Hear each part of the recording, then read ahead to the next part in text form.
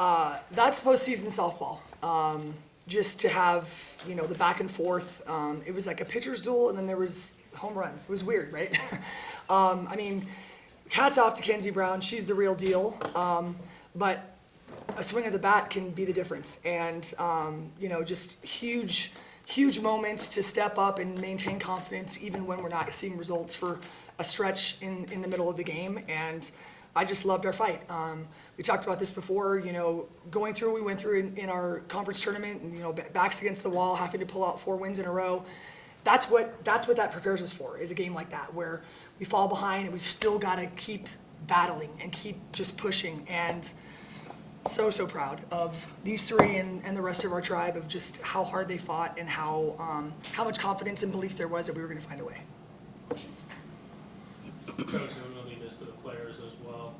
Going into that 7th inning, you guys had a little bit of a group huddle that you guys typically always do at the end of each inning. What was the message in there for the batters going into that 7th inning, going against Kenzie Brown? She was keeping you guys off balance all game after that first inning. Well, for a couple of them, like Grace in particular, it was, hey, the changeup that's a really great pitch for her, and Grace hits changeups really well, so sit the change. And it was awesome. I mean, you can say things like that. It doesn't always work out and turn into a home run, but it was about just having quality of at bat. We have to have better quality of at bat, and we were getting a little passive, kind of in that stretch where she was dealing, and we got a little bit more aggressive with our plan. And again, in that instance, it was she sat change and she saw the change, boom, and we saw what happened. But it's about just continuing to fight, playing the game longer, as they say. That was our goal. However long it takes, we're going to just keep going. Grace, what are the nerves going into that AB? Obviously down 2-1, trying to just put a good AB together. What were the nerves going into that at bat? Honestly, I didn't really have any. I just kind of like it was easy for me to, my first 2 at bats, dang, just missed it or whatever. She had me twice. It's easy to go into the at bat thinking that, but genuinely, every single person that I talked to after all of my at-bats or before going into my at-bats, they're like, Your Honor, this is the at-bat, this is the at-bat. Coach Curley came up to me, Your Honor, I would be scared to pitch to you right now. Angie told me, you're going to get her right now. So honestly, I went in pretty confident and just eventually the ball's going to fall for me. Yep. And just one swing away, so yeah.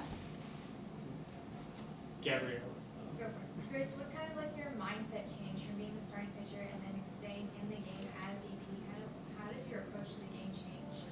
It's a great question, actually. I feel like I've kind of, my whole career, have always wanted to do it all. I've always loved a piece of outfield. I've loved hitting. I've loved a piece of pitching.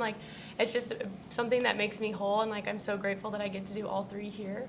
I feel like it's just that competitive piece of me. It translates to every single thing that I do. So honestly, keeping the same idea in my head, I'm gonna beat you this time. If you get me, then I'll get you next time. That's how I go into everything that I do. So. Gabriella, second time pinch hitting in a big situation, second time hitting a home run for the lead. How does it feel? Feels so good. Feels amazing. I just knew after Grace hit that she gave me so much confidence, and I knew that I could do it and just get the job done. Cece, coming into the game to obviously relieve Grace. Grace had a great start out there. What was your approach coming in after relieving Grace and just making sure that you kept this game alive for the Mats, so that way there was always a chance at the end of the game? I think we've feed off of each other. We're very when one's dominant, the other one's dominant. So I think just having the conversation of what do you see the hitters doing? What do you see the umpire strike zone? Having these conversations helps me stay in my game and know that I can beat these hitters no matter what, and she proved it. And so I just think feeding off of her was huge for me, and knowing that I can compete with anyone when I have the defense and the bats behind me. Was that kind of the conversation with yourself after the double with 2 outs and that last AB right there to kind of get that final out, kind of knowing you can beat these hitters and everything? It was more of I'm not letting her beat me. I was going to get her out. Whether it was a ground out, I was going to get her out.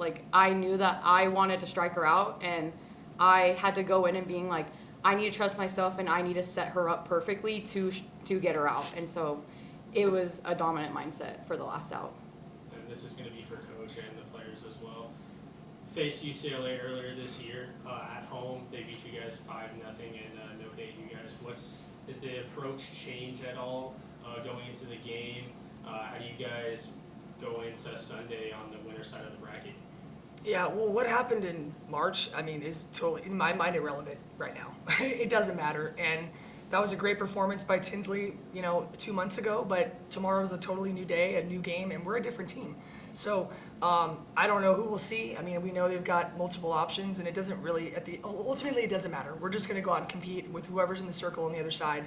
And I like our chances. I like our chances with the fortitude and the competition and the way that we battled. It doesn't matter who's in the other dugout. We're just going to do the same thing tomorrow, and we'll see what happens. I definitely feel like postseason is postseason. Everybody earned their way here, so there's nobody that we can't beat when we're playing our best softball, and why not us at the end of the day?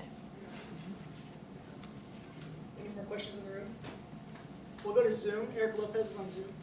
Go to final Eric. Coach, what is it about your team that seems to like to play with their backs against the tournament here tonight? I know you don't have the answer, but it seems like your team thrives on that. I know that's not necessarily what you want, but still, your team seems not fazed by the moment.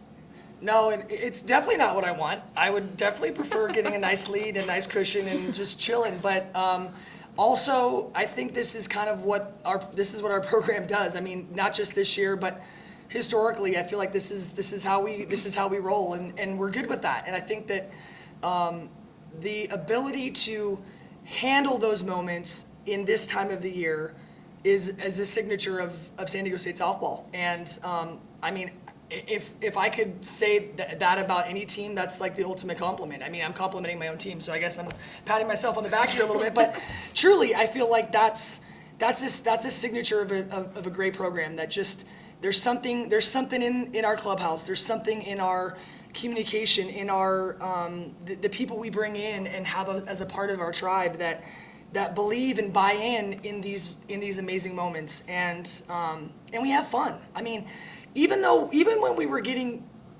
frankly, our what's handed to us for a few innings there, it was still like it didn't feel like we got down. We still were having fun. We were still enjoying the okay, this one, like Ray said, okay, next at bat, I'm gonna get it done.